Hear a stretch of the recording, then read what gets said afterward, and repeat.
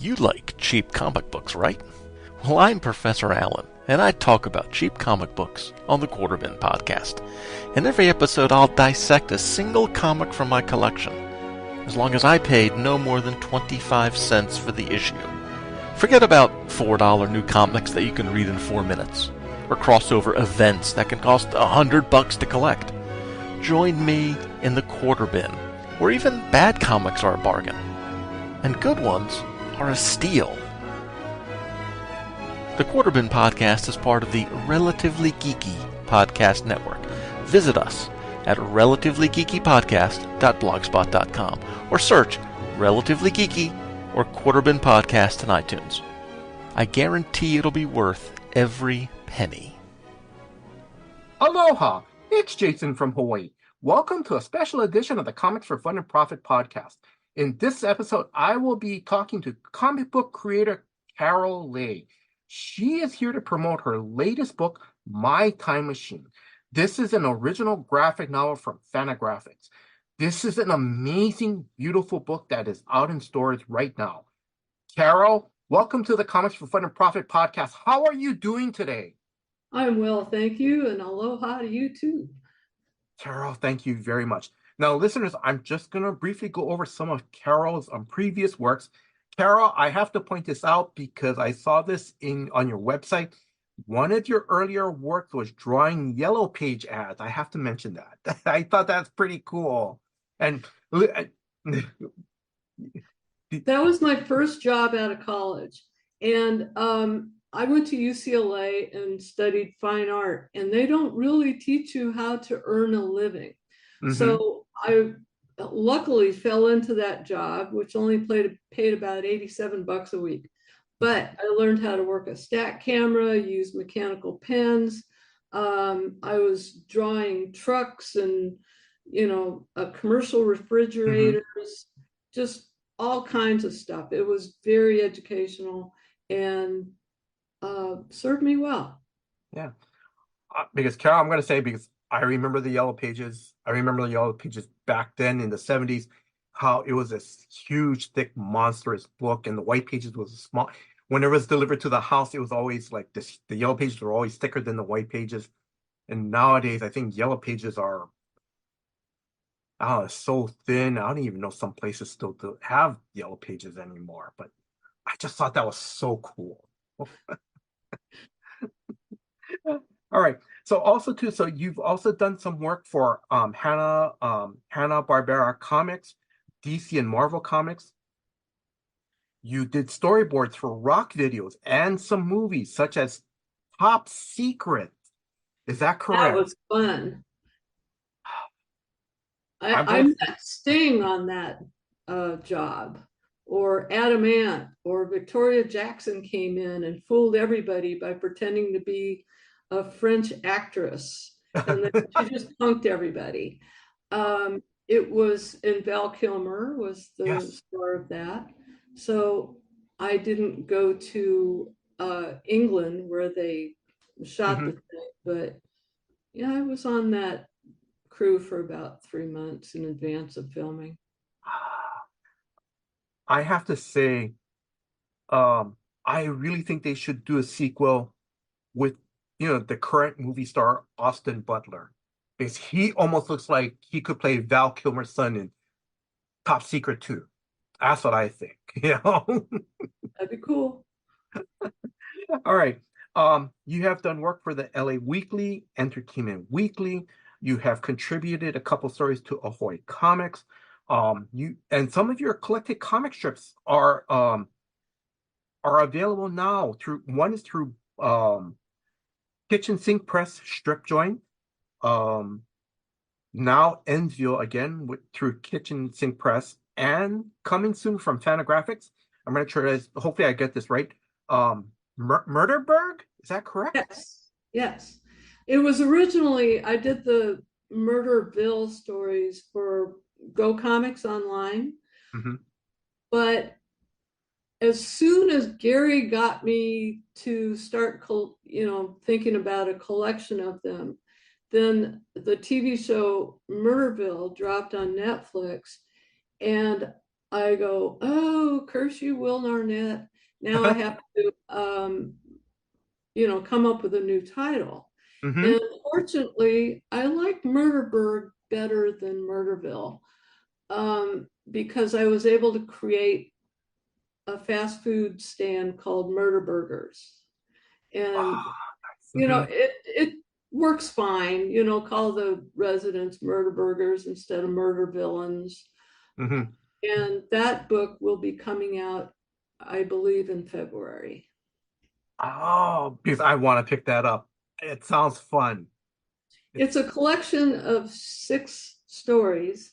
One of them is new to the book. The others were presented online. Okay. All right. Now, I know I had to cut I just wanted to, I know I missed a lot of stuff.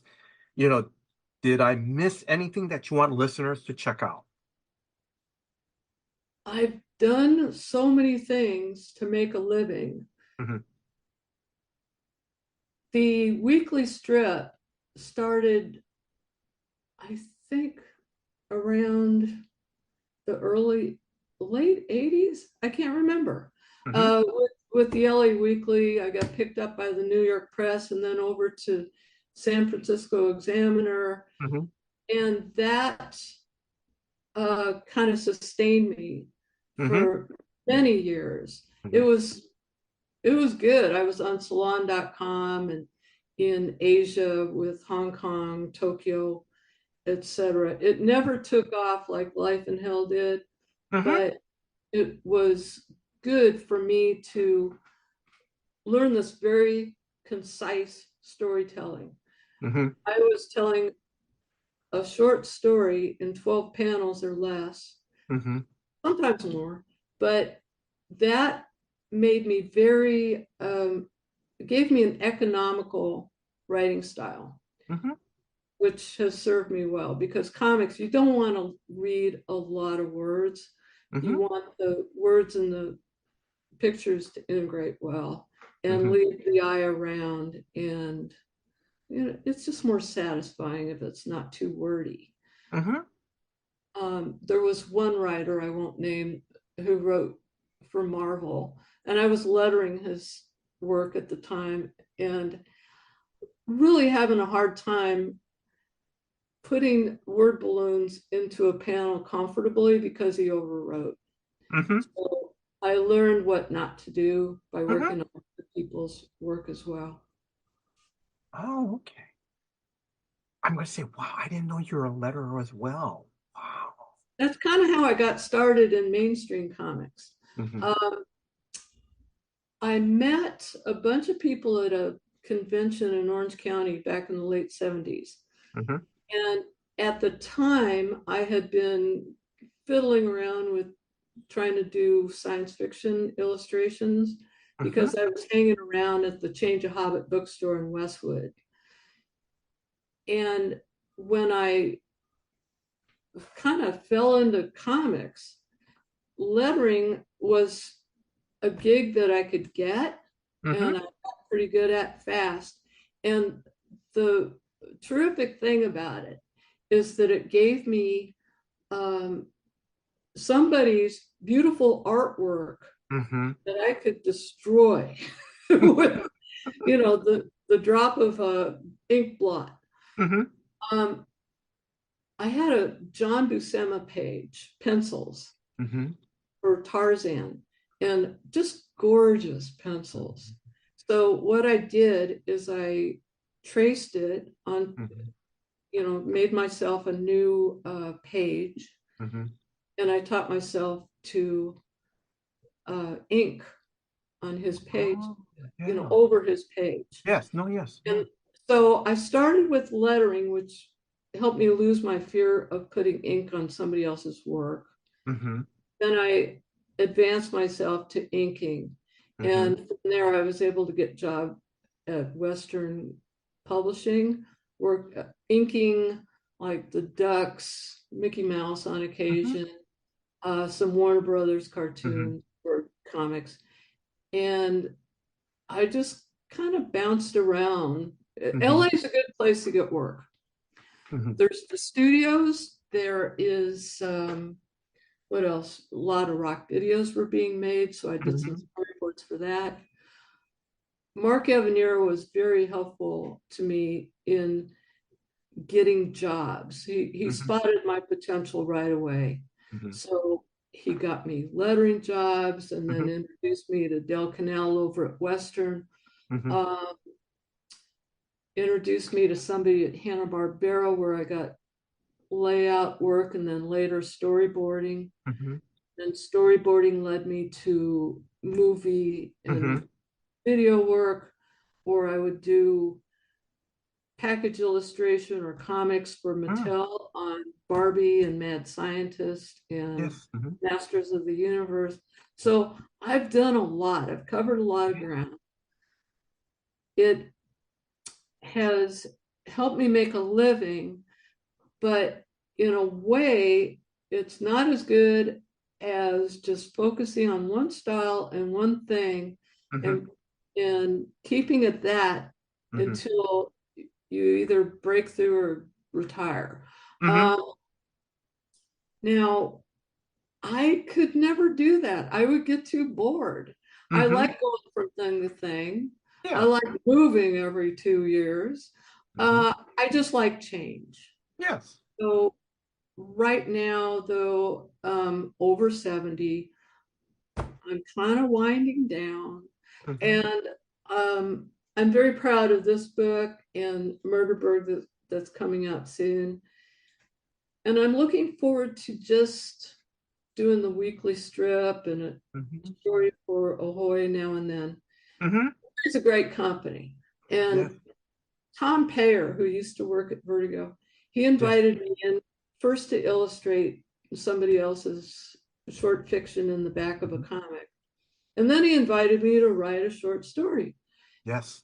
I had done, what's it called? Mythos for DC Comics, which is all words with an Alex Ross cover. So I was able to learn how to write prose. I paid for it. Charlie Kochman, who's now over at Abrams, was the editor on that. And I like writing prose. It just gets to the problems I love to solve the most, which are stories. So Tom has, at Payer at Ahoy, has published probably almost 30 of my little short fictions. Most of them come in around 700 words. And I just keep enjoying doing those. Wow, that is so cool. All right. Carol, before we jump into My Time Machine, I just want to give a few shout outs. First off, Hannah Bahedri at Superfan Promotions, because I read one of your short stories in Ahoy Comics, reached out to Hannah. Hannah connected me to people at Fantagraphics, like I'm going to hopefully pronounce Jacqueline Cohen.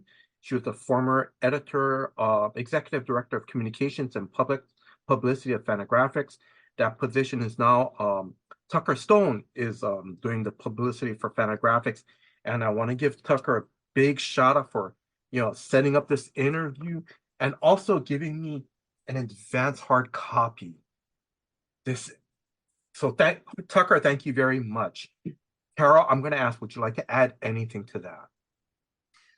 To my history before doing this book? Oh no, to Tucker of Fantagraphics, yeah. Sorry. Jack and Tucker were just terrific. I mean, I met Tucker first online and then at SPX a couple of months ago in Maryland. And I like all the crew over at Fantagraphics. They work hard. They put a lot of effort into design.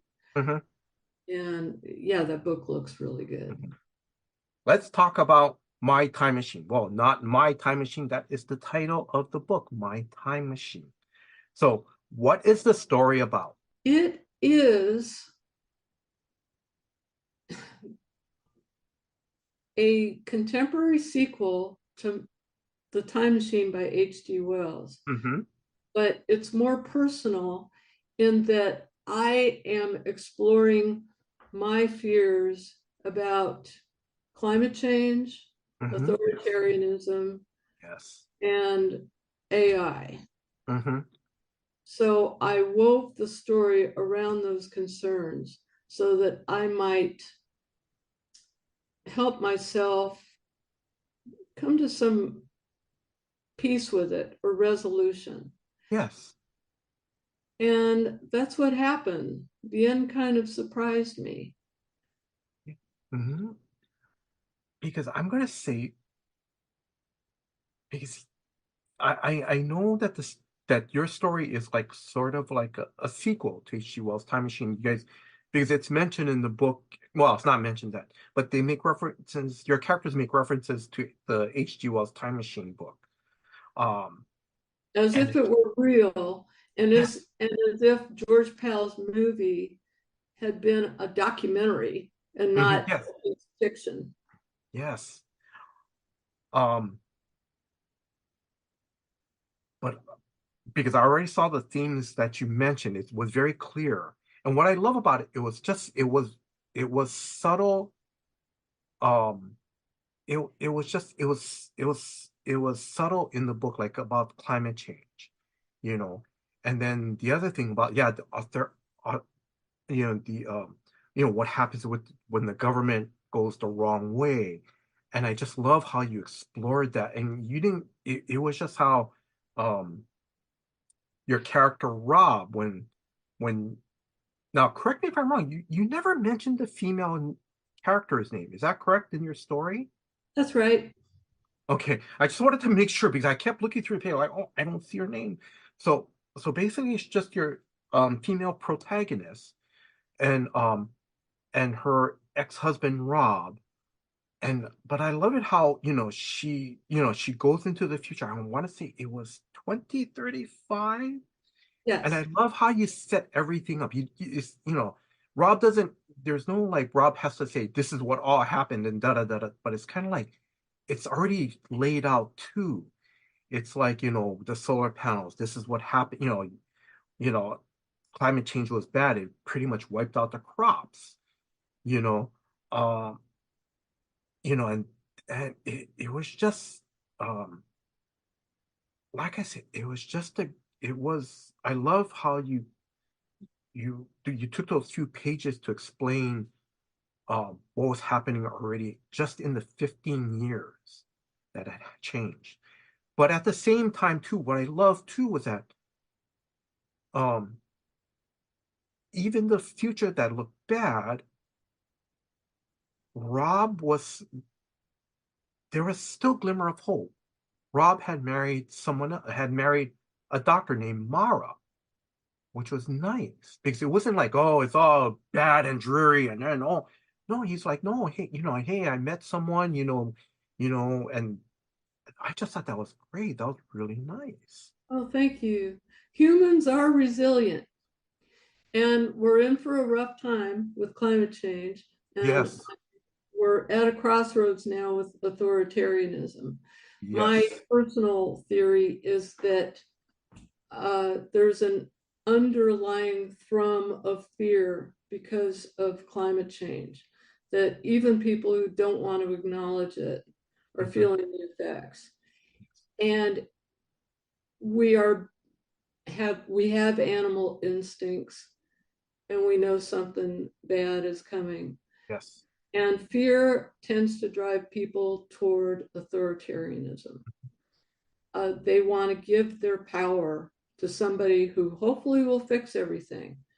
And they're ignoring the scientists. Mhm. I I love science, and Yes. I would like for people to listen to scientists. Mhm. Scientists are very worried. Mhm. We should be too.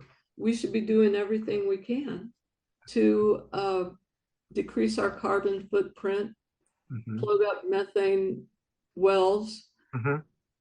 and we're not doing it. We're not doing it fast enough. Yeah. Because the other thing too is that, and Carol, I'm not, please forgive me, I'm not trying to be mean or anything, but as you already mentioned that, you're 70-ish. I'm close to being 60 because we've been around for a long time. We've seen, they were talking about pollution and, the effects of, fossil fuel and stuff back in the late 70s, early 80s. I remember they were talking about acid rain back in the late, and you can correct me if I'm wrong, but I remember they were talking about acid rain back in the 70s. Oh, sure. So I remember, having this big fear of going to to California because if it rained, I don't want, something burning my skin and be, you know, but now it's just now we see, it's but now we see the different effects, like, um, and I don't, let me just say this real quickly, is that because in the last 10 years, because you've already visited the islands already, Maui, Kahului, within, I say in the last 10 years, it's amazing because before the summer times, I think they would reach maybe the high 80s, during the summertime. And maybe they would hit 90 degrees for like 2 or 3 days and then it'll drop. Within the last 5 years, in the summertime, they'd be hitting 90-degree weather, and it's not just a day or two, it's like a week, 2 weeks, and it's crazy. We've never seen that before. Yeah.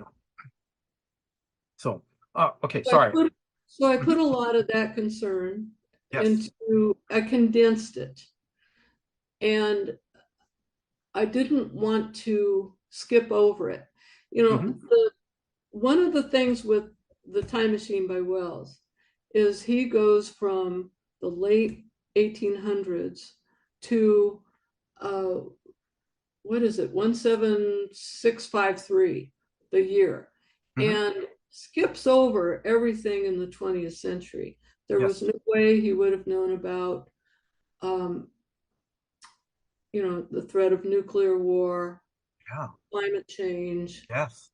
authoritarianism. That was Yes. just not in his ability to see at that time. So, from my perspective, these things are happening now, and that Mhm. came into the book. Now, when I was writing it, it was before the pandemic, and when the Yes. COVID started, I thought, well, I hadn't anticipated this. I'm going to have Mhm. to throw out this book. Yes. But I heard Stephen King on an interview with Terry Gross say that something similar happened to him, in that he was working on a story and COVID hit and it knocked him sideways. So he set it aside and came back and worked the pandemic in just enough so he could finish the story. So I took a tip from him and did the same thing. Mhm. It helped the book because Mhm. it just gave it more realistic depth as to Yes. what is going on currently. Regarding the Stephen King book, I think I know what you're talking about. It's Holly. His latest, it came out last year because I remember I bought the book and I remember reading sorry, kind of going off the track and we'll get back to your book, but I remember he worked it in where Holly's mother died of COVID. And I think Holly's the main character, you know, kind of had to go through, she didn't get to see her mom in person. And I think that, they couldn't really do a real funeral because it happened during COVID.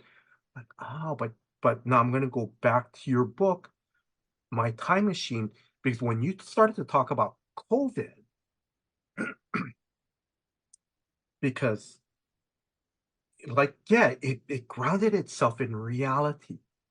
Because that was the thing that pulled me in was like, when your character gives Rob the designs of the time machine, he builds the time machine and everything. And I remember before she goes off on her, on her adventure, he looks at his iPhone. Oh, something about this coronavirus, and there's something about it. And then he puts his phone back. And then when she travels into the future, then he talks about this is what happened, this is what happened in the last 15 years when you're gone. you know, I it it, it was it was a nice touch of reality, and it was a little scary at the same time. And that's what I And loved about it. yeah, she leaves in the beginning of 2020, which Yes, is at the cusp of the coronavirus and an upcoming election. yes, So those concerns, she has to miss what happens and find out about it later. yes. Oh my, yes. Um, I have to mention, I know, I'm sorry, I'm going to shift a little bit. I know you said you love science. The other thing I also love was that you made references not only to the H.G. Wells story, but you made references to Doctor Who and also to the Twilight Zone. Because I love the Twilight Zone, because the Twilight Zone, some people can watch it and, oh, it's one of those science fiction fantasy horror shows. But in reality, there's a mess. But Rod Serling was trying to give a message underlying all that, and that's the thing and I love it when you kept making little references in it. You know. Well, thanks. Yeah, he had a very, what would you call it? I guess a moral. He had a Yes. moral center and he put it into the show, just like EC Comics did Hmm. with Yeah. Harvey. Oh gosh, my No, no. brain is glitching. Um, so yeah, it was a big influence on me as a child. Yes, and it's nice that you're bringing it into this book as well. Well, thank you. I love it. It's so great. It is. Um. Now, one thing I haven't mentioned yet is that when one travels forward Mhm. or back in time, I decided that it would cause hallucinations. And why not? Mhm.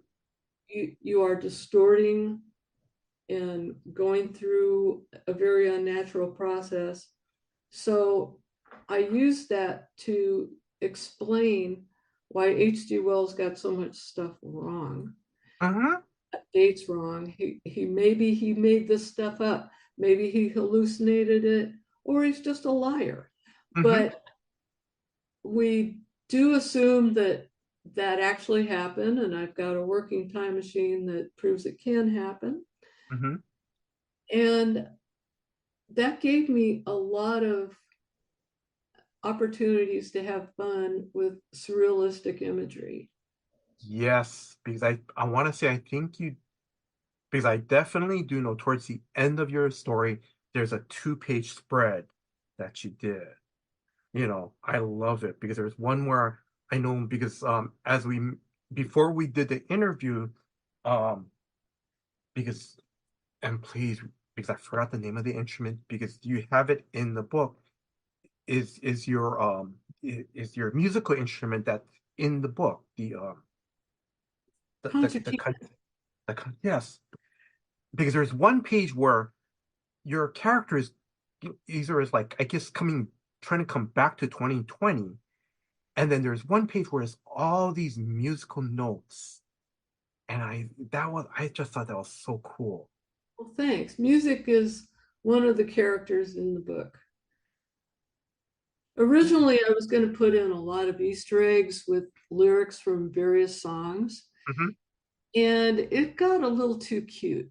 Yeah. So I weeded out a lot of them, Hmm. but a couple that are still in there are lines, "Me gotta go now," or there's a Tom Petty line in there, coming down is the hardest part.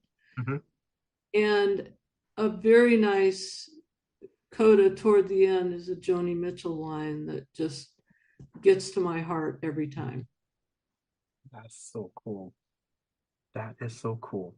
And you have Uh, to be careful using lyrics because mm, music company lawyers will crush you. mhm. So Gary had his lawyer, he ran the Joni Mitchell lyric by him to make sure it was Yeah.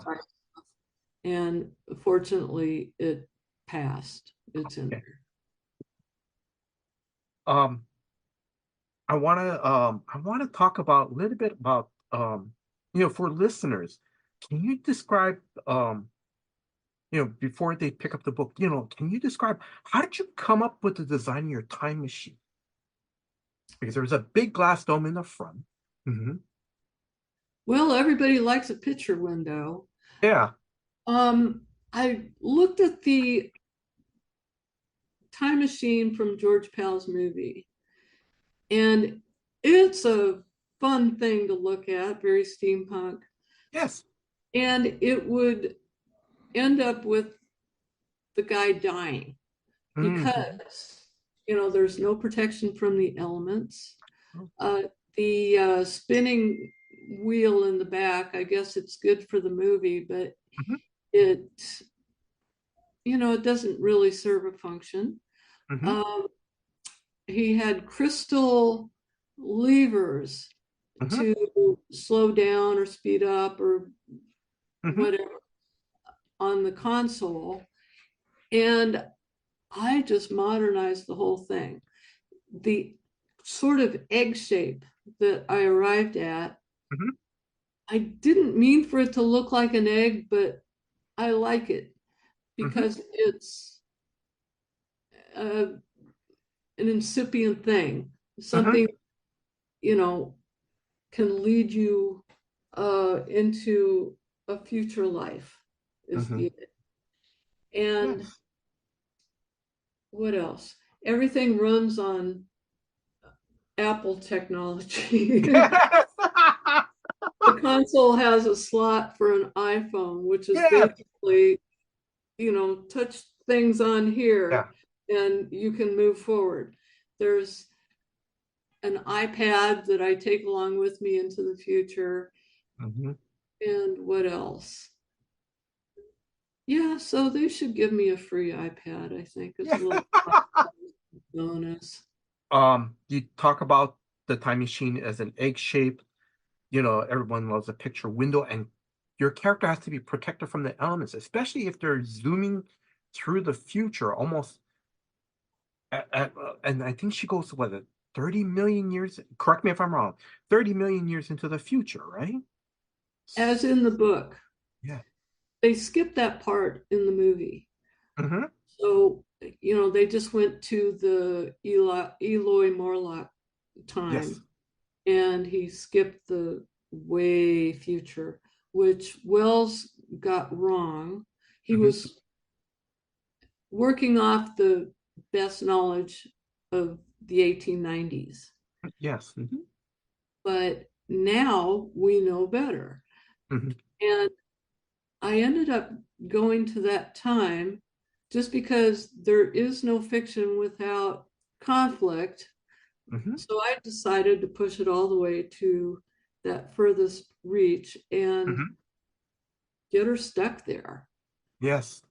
Yes. And anybody would be, oh my God, I'm the only human on the planet. Am I going to Mm-hmm. die here? Mm-hmm. What about my cat? Yes. No, yes.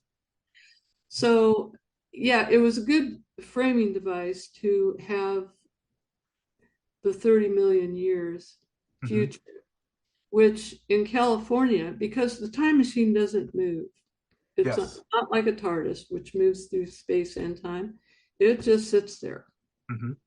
So this time machine, Rob, who is a super physicist from Stanford, Mm-hmm. he outfits it with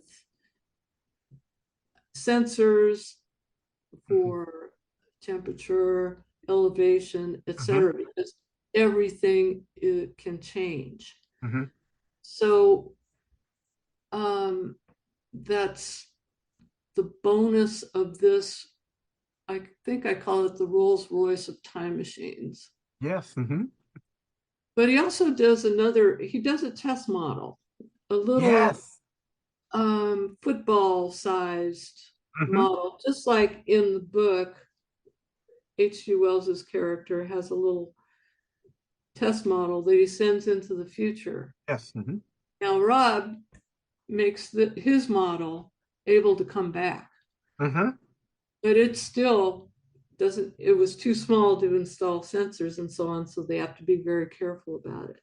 So I had just so much fun playing with the mechanics of time travel, Mm-hmm. which is all fantasy, but Yes. the more I could skew it toward fact or science, the more I had fun with it. I like Mm-hmm. those limitations. Mm-hmm. And yeah, but I made this time machine able to, with what would you call it, jetpack Yes. technology, Mm-hmm. to elevate, because elevation might change over the years. And Yes. especially California, the continental drift or whatever Mm-hmm. it's called, it's going to be, Mexico is going to be where California is now, or Mm-hmm. even ocean. Yes. So I couldn't find any information about where California will be in 30 million years. Mm-hmm. So I made some stuff up.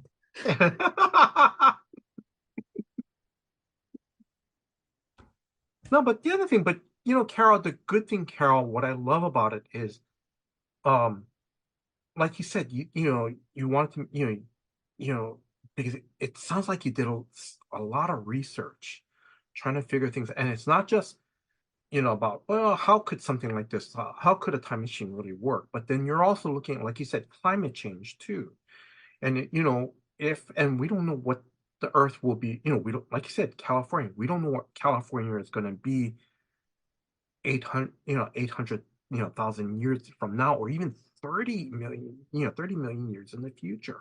Or the other thing too, like you said, you know um is it going to be covered by water? Because you know a hundred thousand years from now, most of North America will probably be underwater. We don't know, but I love how you're working with, trying to, reading the science, trying to work at, okay, this is what I think will probably happen. And that's the fun part about it too, you know. So yeah. Yeah, I was living in Sacramento when the Paradise Fire happened, which was an hour and a half north. Sorry, yes. And oh, it was horrible. Uh, you could choke on the air outside. Oh God. So that made, this, California will eventually be a desert again. Yes. The heat will just kill off Mhm. everything. We're sucking all the water out of the Yes, yeah. land. So I don't want to dwell on these negatives, Yes. especially young people are going to have to live through a lot more of this than I'll have time left for.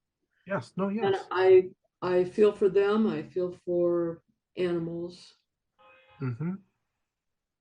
I wish I could save the world. Yes.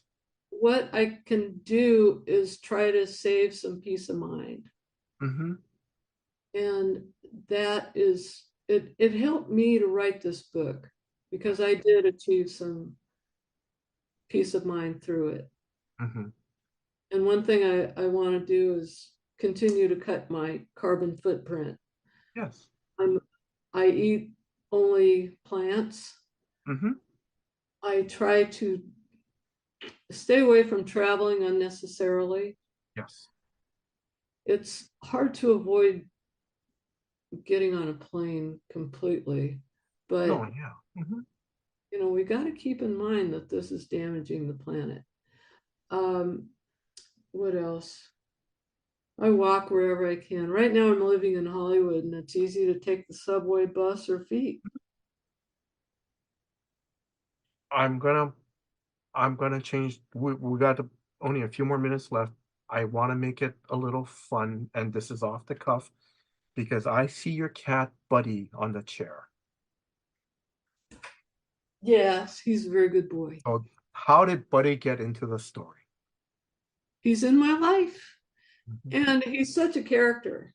I just love drawing him into it. He is my anchor for 2020 in the book. I don't have kids, and the made up ex-husband in the book is a nice anchor, but he's not the one that I live with every day. Yes. I take care of this cat. He depends on me. So that gave me an opportunity to discuss Schrodinger's box, or just show him bouncing around, being a clown.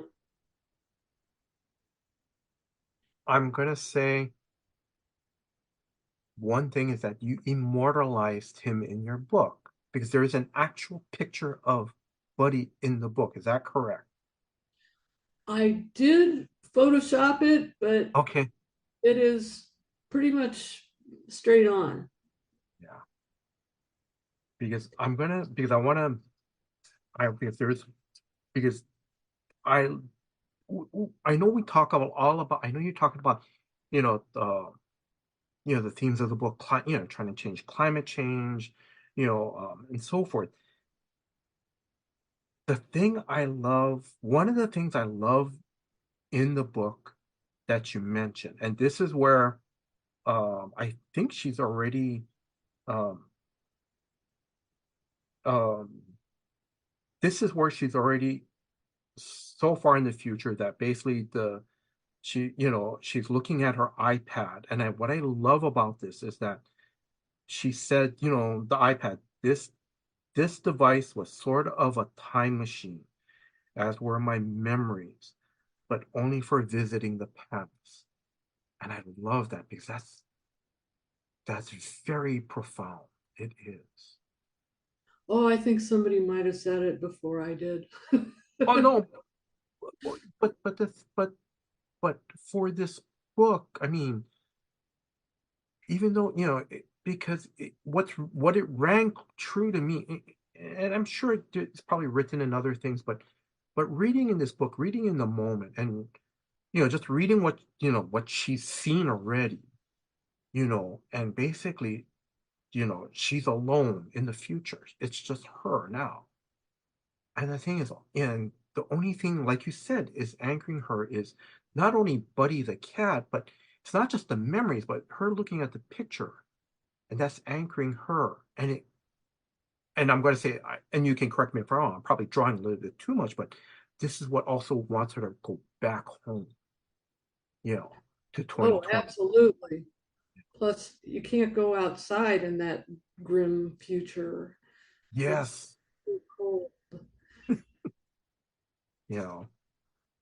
Um, Carol, I'm going to start.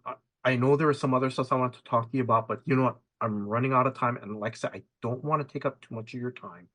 Um, what did you love while writing and drawing this story?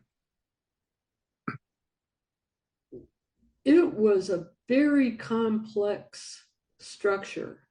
Mhm. It's not okay, it's got the framing device. Mhm. And then I go back to how this happened. How did I Yes. get into this predicament? And I just kept ripping this thing apart and starting over again. An early reader saw it with too much personal Mhm. anecdotes in it, and he said, "Is this a memoir or an action?" Uh, Mhm. and I decided to throw out the more personal stuff Mhm. and just get down to action. And Mhm. I can't remember when I came up with the drones as the antagonist for Mhm. the, Yes. but those were fun. When I finally came up with those, it's like, oh yeah, it's a little Black Mirror-y in parts. Mhm. Uh, and the most fun, I don't know if it was fun. It was a lot of work. Mhm. I did the bulk of the drawing when the pandemic started. Yes. So it kept me indoors and busy. Mhm. I was able to listen to audiobooks and TV shows or something on Netflix to Mm-hmm. just keep me busy through the most tedious part of Mm-hmm. doing a graphic novel, which is doing the art. I did a lot of this is more realistic than I tend to draw. I go from Yes. very cartoony to this more realistic, which is harder, more time consuming. Mm-hmm. And one thing about that is that you've got to stay within a certain frame. Mm-hmm. Like I can't make things suddenly too cartoony or too realistic, it'll look Yes. out of joint. So I would pose myself for either expressions or Mm-hmm. posture or Mm-hmm. hand movements, things that I wanted to be very consistent. Mm-hmm. And I was just going back and forth with the the iPhone set up on a little Mm-hmm. thing, Yes. or I would take pictures of the cat. And he was a very good model. Mm-hmm. Or I would swipe images off of the web and Mm-hmm. transpose them to my characters. So I had a lot of nerdy fun doing that Mm-hmm. sort of thing. Yeah. And coming up with the hallucinogenic scenes was really interesting and fun. Um, drawing myself with a jetpack, flying Mm-hmm. around like Yes. a rocketeer in the future. That Yes. was fun because we all want to fly. Mm-hmm. So I would love to get one of those jetpacks and try it out, even though I'm afraid of heights. But it was great. It was fun with the jetpack. So, all right, Carol, any closing words to our listeners? Do you want to mention the dedication to my brother? I'm going to say, do you have time? Because we're going to go over just how about, yeah, why don't we just mention, so, um, so Drew, start from here. Carol, there is, in your acknowledgments, you have written in there for John. May I ask who John is? My brother. Hmm. He inspired the book more or less Mhm. many years ago when he died. He Mhm. committed suicide. I wrote a story about having a time machine so Mhm. I could go back and save him. Mhm. Every attempt I did that was thwarted for some reason or other. And I Mhm. decided that, well, this machine is useless and it's Mhm. really just causing me more pain. Mhm. So the sort of the conclusion of that story is don't keep going back to revisit that pain, Mhm. but move forward and eventually the pain will lessen. So that concept, though, of going back to try to fix problems never left me. I always wanted to do a time travel story. Mhm. But the way I ended up like just traveling into the future Mhm. and addressing current concerns as they play out in the future, Mhm. I think for me was healthier. Mhm. Yes. Oh, So I love my brother. yes. I still miss him after decades. And thanks for bringing that up. No, I'm just sorry. And then, Carol, I'm going to mention this, so, listeners, if you know someone who's going through some struggles, you know, there's the National Suicide and Crisis Lifeline. You can call or text them. The number, it's 988. So, but Carol, I'm going to say thank you very much for sharing that part. Just thank you very much. Okay. So, Carol, I'm going to say thank you very much for your time. Thank you for giving me an opportunity to talk to you about this book. I know it started off as more of a personal story to you, and then like you said, it grew to to look to the future, you know, Mhm. and it's a very good it's a very good science fiction fantasy story. And with all science fiction fantasy stories that talks about the future, we have to have possibilities of this is how terrible the future is going to be or might be, and it's scary because, like you say, you talk about climate change, authoritarianism, the fear of AI, and listeners, if you guys love these types of science fiction stories, it's very good. But I also want to mention too, it ends on hope as well. That's the thing I love about it. It does. Tara, I wish you all the success with with this original graphic novel. Um, I want to thank Tucker. Tucker, thank you very much for all your hard work behind the scenes and for the advanced copies. You know, Again, listeners, My Time Machine from Fantagraphics. This graphic novel is out in stores right now. I have read it. I love it. It's great. Um, what I love about it in the early pages, Carol, is that how the protagonist and her ex-husband were talking about, okay, so if we go back in the past, this will be happen. We would change the future, but then if we change, and I love those insightful dialogues of, what, are we going to make things worse? Are we going to make things better? But we don't. Definitely, there's something in change in there. You know, you know, It was and fun to explore the metaphysics of time travel. yes, you know, And I have convinced myself that it would be impossible to go backward, that yes. it would sort of doom the universe. So All I'm not going to try. right. I want to thank Drew, the host of Comics for Fun and Profit, for putting this episode together. Drew, thank you very much for all your hard work behind the scenes. And if you are a new listener, please check out new episodes of Comics for Fun and Profit that comes out every Saturday. I want to thank you, the listener. Thank you very much for your time. Thank you for listening to this episode. Until next time, guys. Aloha. Our LCS is Cowabunga Comics, Lake Country, Wisconsin's best pop culture destination for new comics, back issues, gaming, retro video games, vinyl, and figures. Give them a call, 262-569-9999.